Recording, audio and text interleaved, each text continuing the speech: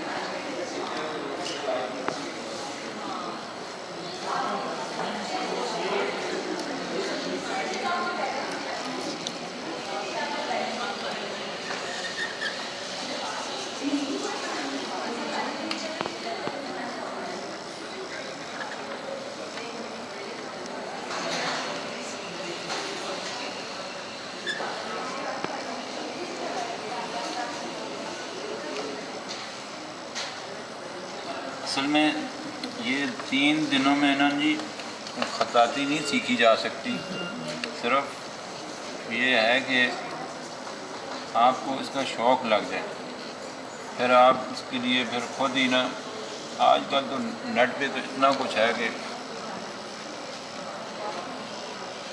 आप हर तरह से ना रहनुमाई हासिल कर सकते हैं।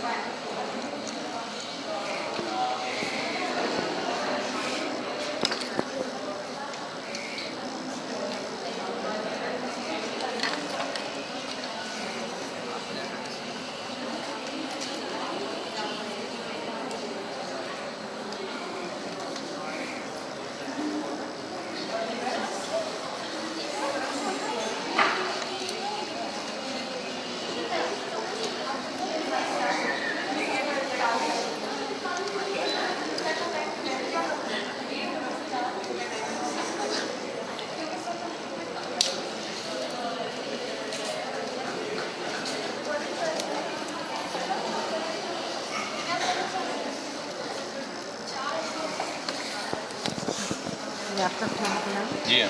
शुक्रिया। तो आज की डेट भी डालना है फिर। इसमें कितना 1 किलो है बस।